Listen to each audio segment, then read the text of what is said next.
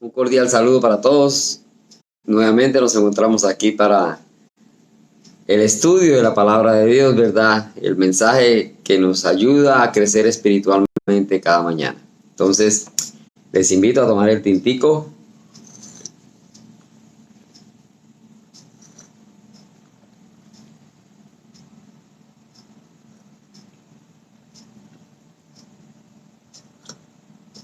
Bueno, les invito, van abriendo sus himnarios.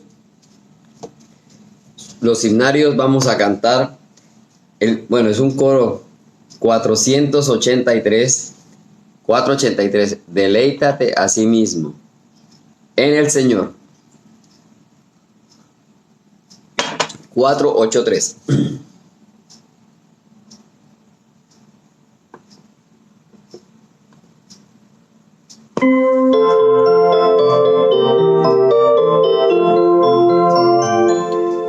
Deleítate a sí mismo en el Señor. Deleítate a sí mismo en el Señor. Y Él te concederá las peticiones de tu corazón. Confía en Él y Él hará.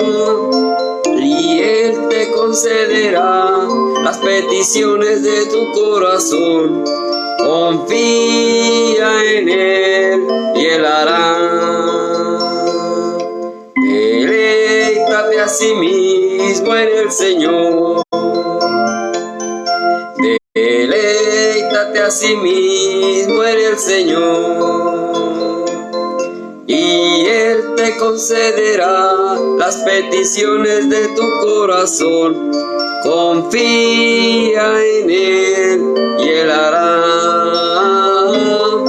Y Él te concederá las peticiones de tu corazón.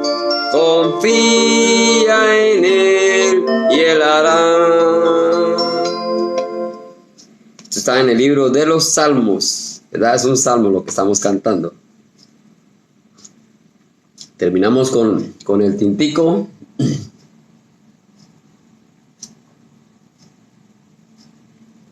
Qué bien. Bueno, vamos a continuar. Busquemos en nuestras Biblias el libro de Eclesiastés. Vamos a orar. Bendito Dios y Padre, gracias te damos por tu amor y por tu misericordia. Gracias una vez más te damos por esta mañana, por este día, por tu palabra, pero principalmente por la vida y obra de nuestro Señor Jesucristo. Hoy, Señor, pues te pedimos que nos estés dando sabiduría y entendimiento para comprender tu palabra y aprender más de lo que tú nos quieres decir en este momento. Gracias, bendito Dios, en el nombre de nuestro Señor Jesucristo. Amén.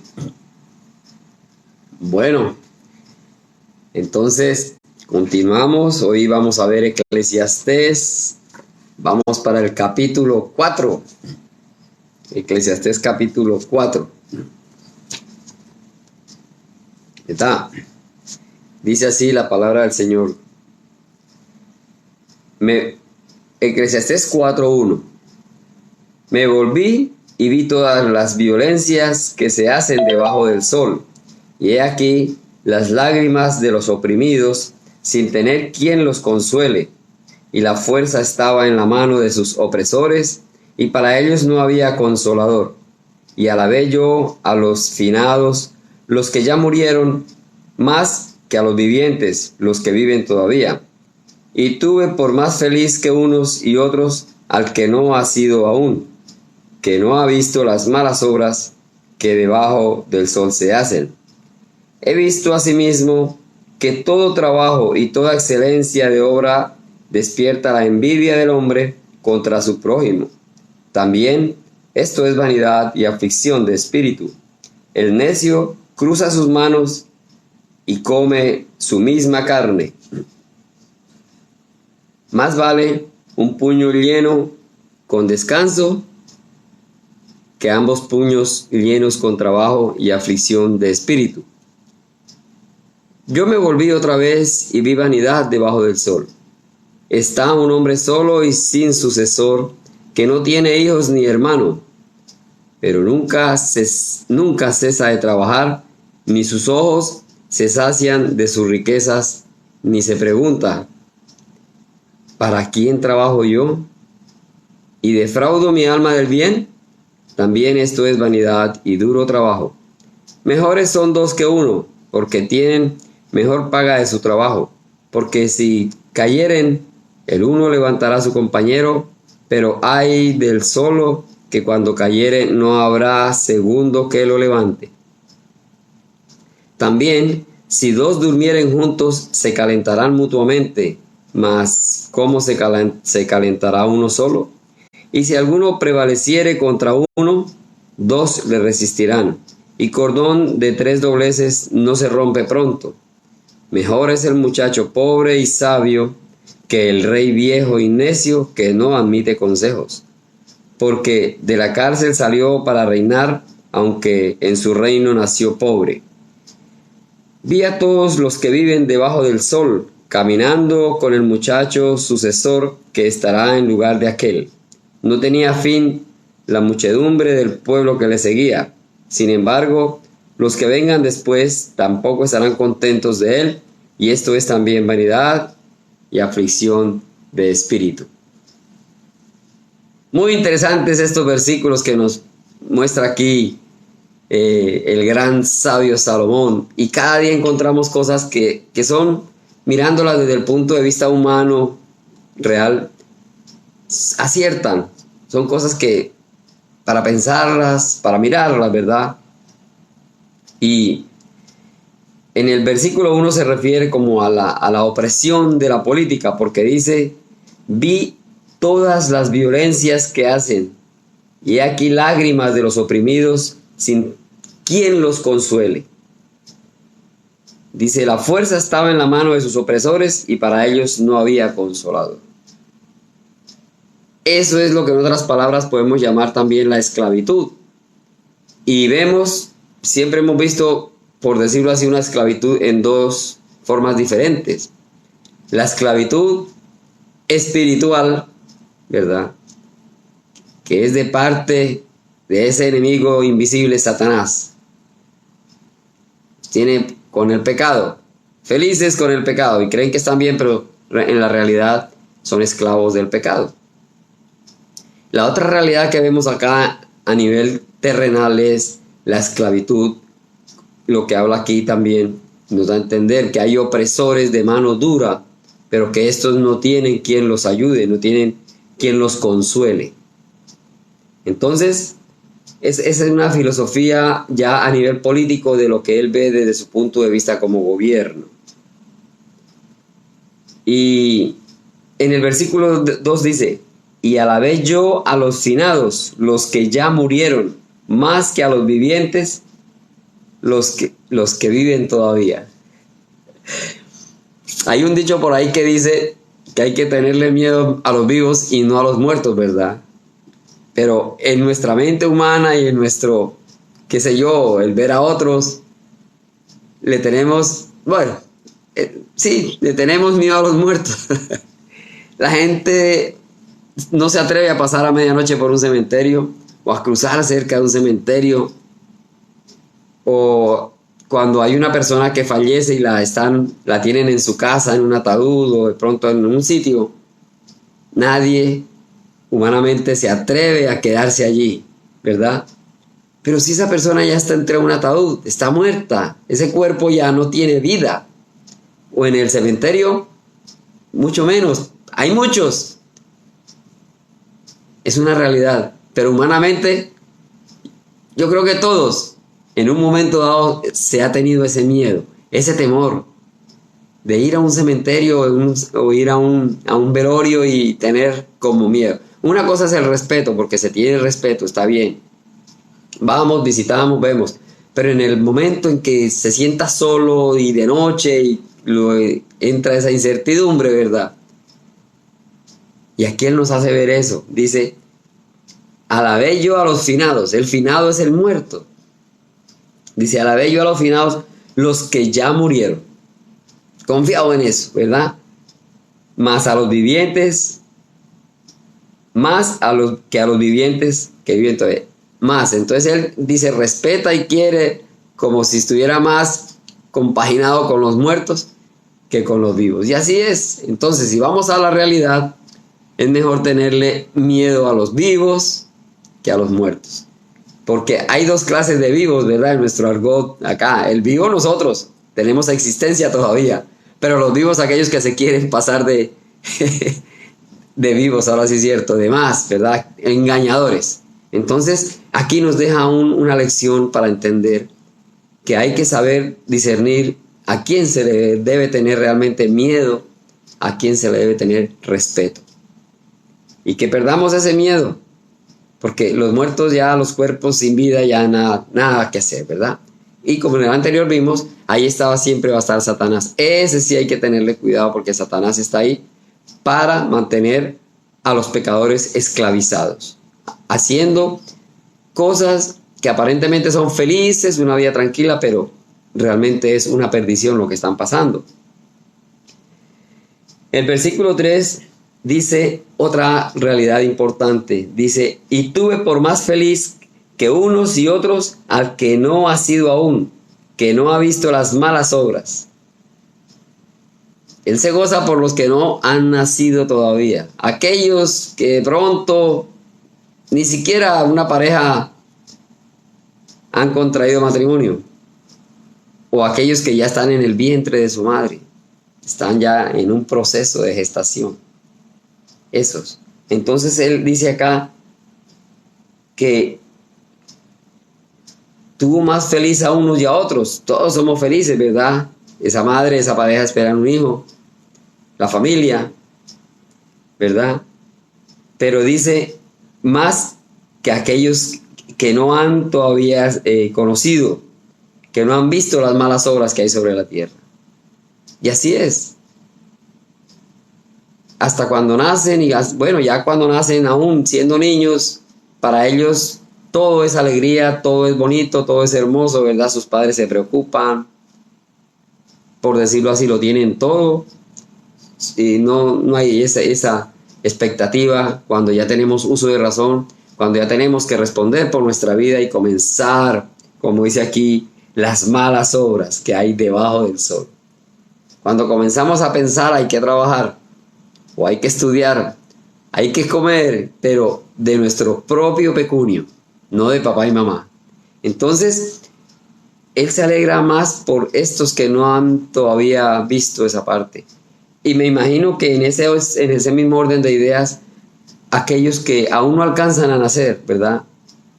Muchos mueren aún en el vientre de su madre por situaciones, o muchos niños que alcanzan a nacer y mueren por enfermedades, por cosas.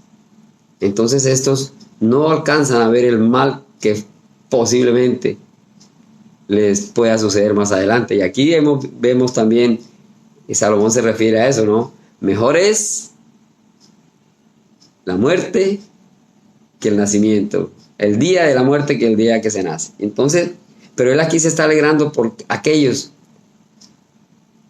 que no pasan vicisitudes, ni problemas, ni situaciones, ni calor, ni hambre, ni nada. Qué interesante. Pero esto es para que vayamos mirando y analizando cosas reales de la vida. Él lo vio hace muchos años y hoy en día no hay gran diferencia. Los humanos seguimos siendo humanos, con esa naturaleza pecaminosa, ¿verdad? Entonces, en el verso 4 dice, he visto asimismo que todo trabajo y toda excelencia de obras despierta la envidia del hombre contra su prójimo. También esto es vanidad. Y claro, en aquella época pues les habla de su trabajo, de todo lo bueno y lo excelente que hacía la gente, digamos él mismo. Vimos que fue un gran arquitecto, hizo casas, edificios, ciudades, económicamente creció. Pero hay la envidia. Hoy en día vemos lo mismo, en otros términos, ¿verdad? Hoy no nos dedicamos todos a construir los mejores edificios, las casas más hermosas, pero tenemos muchas cosas materiales. Y espiritualmente también tenemos esa situación. En lo material, en este momento está como de auge el que tenemos las comunicaciones, el último grito de la moda, los celulares más costosos, ¿verdad? Un celular vale un poco de dinero. Y vemos cómo algunos son capaces de quitarle la vida a una persona por robarle un celular. Ahí está la envidia de aquello, ¿verdad? Nos ponemos a trabajar fuerte, conseguir una cantidad de dinero para comprar un aparato que es el que me gusta, el que me llama la atención, para que venga otra persona a quitarle. Y así en ese orden de ideas muchas cosas, ¿verdad? Entonces él hace esa comparación que la envidia del hombre contra su prójimo, básicamente, es la envidia de uno con el otro, pero ¿por qué? Por las cosas materiales. Porque espiritualmente también hay conocimiento, aprendemos, nos guiamos por su palabra, buscamos hacer lo que dice aquí. Hay muchos mandamientos que el Señor quiere que nosotros hagamos. Y aunque no lo crean, existe esa envidia. Los cristianos quizá no somos bien vistos por muchos. Yo no sé quién ha tenido una piedra en el zapato que camina ni media cuadra y esa piedrita sí fastidia en el zapato. Hagan la prueba. Con una piedrita chiquitica y métala entre el zapato y mete el pie y camine. Esa piedrita sí estorba hasta que tiene que sacarla. Entonces, el pueblo de Dios somos así para Satanás y todos sus esclavos, sus esbirros, ¿verdad? Incluso los que nos rodean, a veces la misma familia, porque ya llegó como dicen, ya llegó el evangélico, ya llegó el aleluya. ¿Por qué? Porque eso siempre va a pasar así. Entonces, la envidia del prójimo contra su propio prójimo, causal del enemigo que está siempre allí. Satanás siempre va a ser el líder de todas estas cosas. Pero hoy en día nosotros hemos hecho decisión de fe, hemos aceptado al Señor Jesús como nuestro Salvador personal, y los que no lo han hecho, es la invitación.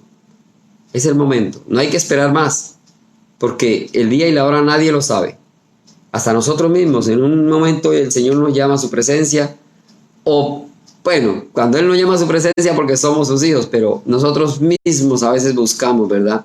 Un accidente, una caída, cualquier cosa provocada por nosotros mismos, y no da tiempo a un arrepentimiento, sino que ya estamos del otro lado. Y ahí sí. Entonces, ojalá que estemos siempre preparados, listo, no es más, preparados, que lo demás vendrá por añadidura, y el Señor cada día nos va a dar la mano, cada día nos va a cuidar, cada día nos está protegiendo. El versículo 5 dice algo interesante, dice: el necio cruza sus manos y come su misma carne.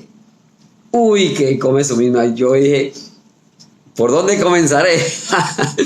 Pero caníbales, ¿verdad? Caníbal es una persona que come otra persona. Esa es la palabra para eso. Que los hay. Nunca he visto yo en carne propia, ¿verdad? Que yo diga esos, pero hay muchas historias que hemos leído, e incluso hubo canibalismo, lo sabemos todos, por una necesidad, ¿verdad? Un avión que se cayó por allá sobre el hielo, y cuando encontraron los vivos con hambre y con desesperación, escarbando, encontraron a las personas que ya habían muerto pero estaban congeladas, su carne se conservó y se alimentaron, ¿verdad? Eso es el canibalismo. Pero aquí él se refiere, dice, cuando habla del necio, no está hablando de todos, de aquellos caníbales que por alguna u otra razón existen o existieron en esta tierra. Él dice, el necio cruza sus manos. Es aquel que se encierra simplemente en sí, no hace nada para protegerse, es el pobrecito, y que quieren que todo se les dé, entonces es como un egoísmo, ¿verdad? Como un egoísmo, a entrometerse, que nadie se entrometa en su vida, ni tanto espiritual ni personal, sino que hay el pobrecito y todo tienen que darle porque él es así, porque de alguna manera se hace ver así. Entonces, por eso ahí dice, el necio cruza sus manos. Ahí da a entender que nada le resbala, nada le pasa por sus lados. Y es malo eso, porque no comparte, no está conviviendo con los demás, y el Señor quiere que seamos siempre una familia, que estemos activos, nos estemos ayudando unos con otros, estemos viendo unos por otros, porque siempre va a haber problemas, siempre va a haber situaciones. Y situaciones siempre va a ser de ambos sentidos, económicas y espirituales. Y de ambos sentidos necesitamos ayuda muchas veces, ¿verdad? El versículo 6 dice, más vale un puño lleno con descanso que ambos puños llenos con trabajo y aflicción de espíritu. Otra parte interesante aquí, ¿verdad? Yo me encontré un versículo por aquí, Proverbios 17:1, lo tengo acá, dice, mejor es un bocado seco y en paz, un bocado seco y en paz, que casa de contiendas llena de provisiones. Y eso es verdad. Va uno a una casa, a una mansión donde hay ricos, ¿verdad? Económicamente, personas que tienen bien acomodados, y allí se ve esa, como que desean, teniendo tanta comida, no comen o no quieren brindar, no quieren colaborar, y con problemas. Pero llega uno a la casa de alguien que es amigable, es el hermano, es el vecino, que tiene buenas relaciones, y hay un plato de comida y se comparte con alegría. Y aquí dice lo mismo, más vale un puño lleno, pero con descanso, con tranquilidad, con amor, que los dos puños llenos con trabajo y aflicción de espíritu. Ayuda mutua. Eso es lo que el Señor quiere. Entonces, estos versículos que hemos visto es un sistema, todos en conjunto, del 1 al 6, un sistema de opresión. Hemos visto en todos hay situación, ¿verdad? En unos hay violencia, en los otros hemos visto el miedo o no a los vivos y a los muertos. En el otro vimos que Él se alegra por aquellos que ni siquiera han nacido porque no han tenido todavía lo malo que les espera, ¿verdad? Y bueno, todo esto lo enfoca hacia que hay una opresión que deprime y que si nos dejamos llevar vamos a caer feo. Esto es para que miremos y nos hagamos esa decisión de fe y hagamos pacto con el Señor. Nos hagamos del mejor equipo que nos va a ayudar. Que de pronto no vemos lo que queremos ya, pero eso depende del Señor, ¿verdad? Pero hay que confiar en Él. Y vemos ya otro enfoque a partir del versículo 7, que dice, yo me volví otra vez y vi la vanidad debajo del sol. Esto sí lo ha repetido muchas veces, vanidad y debajo del sol. No dice la vanidad respaldada por Dios o la vanidad de los que siguen a Dios, no, ve eso a nivel humano, a nivel terrenal, donde Dios prácticamente puede que exista en sus corazones, pero allá en un rinconcito no le están dando la importancia que el Señor tiene en nuestras vidas. El verso 8 dice, está un hombre solo y sin sucesor, que no tiene hijo ni hermano, pero nunca cesa de trabajar, ni sus ojos se sacian de sus riquezas, ni se pregunta, ¿para quién trabajo yo y defraudo mi alma también del bien? Esto es vanidad y trabajo duro. Y eso lo hemos visto. Mucha gente que se enfoca en trabajar y trabajar y trabajar y trabajar, pero a la final, desafortunadamente, eso a nadie pasa una vida terrible, una vida mala. Y en el versículo 9, mejores son dos que uno, porque tienen mejor paga de su trabajo. Porque si cayeren, el uno levantará a su compañero, pero ay del solo que cuando cayeren no habrá segundo que le levante. También si dos durmieren juntos se calentarán mutuamente, mas ¿cómo se calentará uno solo? Estos 3 versículos hablan del compañerismo, del equipo, de la ayuda mutua, ¿verdad? Que nos ayudan. Y en el verso 12 dice, y si alguno prevaleciere contra uno, 2 le resistirán, y cordón de 3 dobleces no se rompe pronto. Aquí estamos viendo todos estos versículos de la unión que debe haber. Yo me acuerdo que un compañero una vez en la empresa dijo, no, yo no tengo amigos, yo no tengo a nadie, yo soy solo, y quería de una manera como rechazar a todos. No, y otro le dijo, no creo que ni siquiera vayas a tener 4 amigos. Le dijo así, ni siquiera 4, algo que el día que te mueras te carguen y te lleven para el cementerio. Entonces, para pensar, ¿verdad? No somos solos. No nos debemos poner el yo, el yo y el yo. Y de pronto aquí se metió un poquito con el matrimonio, cuando dice si el uno tiene frío, el otro le calentará cuando son pareja. Pero hay muchos que son solteros, lo he visto en esta vida, muchas personas solteras, ¿verdad? Pero entonces deben tener siempre, buscar trabajar en equipo, andar con alguien, no estar solos, porque realmente solos, como dice aquí, si se cae, no le va a levantar. Si tiene problemas, entonces hay que tener amistades, mucho contacto con todos el prójimo, como dice ahí, que lo rodean, porque dice que un cordón, un solo cordón facilito se puede reventar, pero ese mismo cordón doble o triple, intente, más complicado, más difícil. Entonces dice cordón de tres dobleces, más difícil. Aquí nos invita a que hagamos siempre trabajo en equipo, no estar solos. Lógicamente, contamos con el respaldo del Señor, hay que tener fe en ese sentido. Pero como dije, aquí el escritor Salomón nos está hablando desde el punto de vista terrenal. Él siempre se enfocó en nuestra vida cotidiana. En nuestra vida. Siempre necesitamos de alguien y en trabajo en equipo es mucho mejor. Y bueno, ya se me acabó el tiempo. Hablaremos en otra ocasión ya los últimos versículos sobre las necesidades del joven y el viejo. Bueno, el joven trae buenas ideas, nuevas ideas siempre, aunque un poco locas. Hoy en día estamos viendo eso. Hoy en día la juventud está llevando con esa tecnología un rumbo diferente y están llevando unas ideas todas tan terribles, tergiversadas sobre el sexo, sobre la humanidad. Pero dice que el viejo es necio. Es necio porque son dos épocas diferentes, ¿verdad? Dos épocas diferentes. En mi época no había celulares ni había computadores.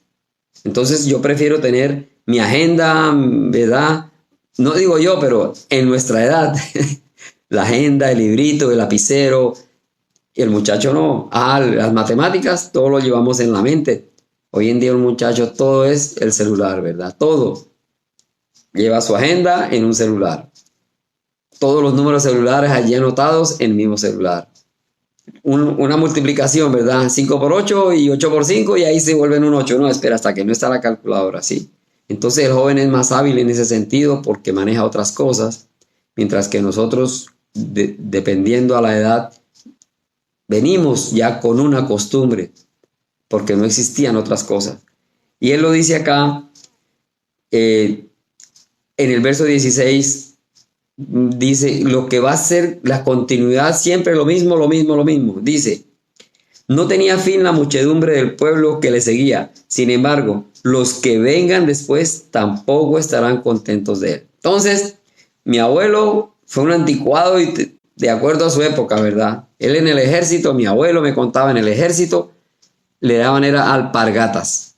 Eso era el calzado del ejército hace, qué sé yo, 70, 80, 90 años.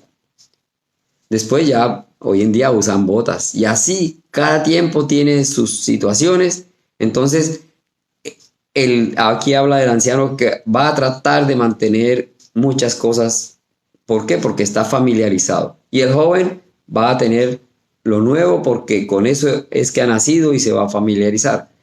Vendrá otra época donde esos jóvenes tendrán ya otro estilo de vida, otras cosas nuevas, y los de ahora van a ser los anticuados, necedades.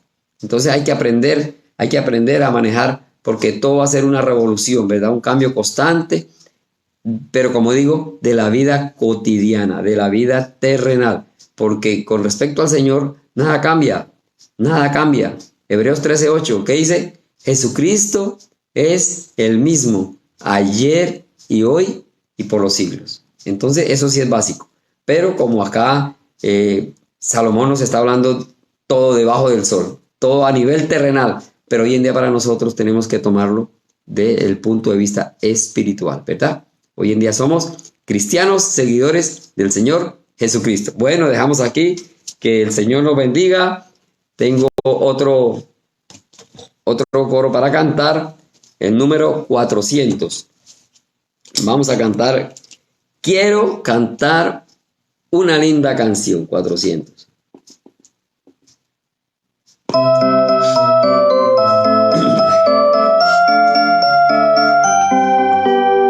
Quiero cantar una linda canción de aquel que mi vida cambió. Quiero... Bueno, se me...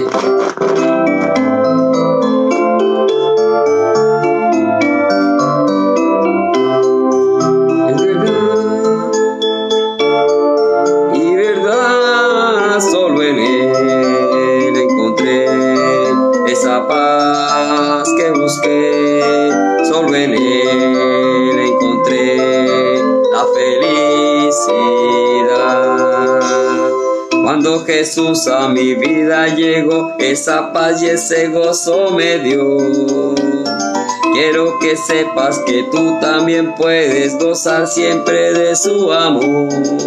Si creyeres en Él, si confiares también, su amor te dará y con Él vivirás como yo. Cantarás esta linda canción y amor llevarás a la humanidad. Bueno, estaba yo tratando de arreglar aquí y se me distorsionó la música, pero bueno, quiero que lo sigan cantando allí. La mayoría lo sabemos, la música de quiero cantar una linda canción, porque dice que cuando Jesús llegó a mi vida, llegó esa paz y ese gozo que Él nos trajo, que Él nos dio, ¿verdad? Entonces, si creemos en Él, confiamos en Él. Si creyeres en Él, si confiares, su amor te dará y feliz vivirás. Entonces, bueno, dejamos aquí. Que el Señor nos continúe con grandes bendiciones. Vamos a orar. Bendito Dios y Padre, gracias te damos por este día y por este momento. Gracias por tu palabra, Señor. Y ayúdanos cada día a entender y que muchas cosas que vemos son para ayudar a crecer en nuestra vida espiritual. Hoy dejamos este día en tus manos para que nos protejas y nos cuides, Señor. Todo lo que hagamos sea bajo tu cuidado. Gracias, bendito Dios, en el nombre de nuestro Señor Jesucristo. Amén. Bueno, pues quedamos despedidos. Hasta otra oportunidad.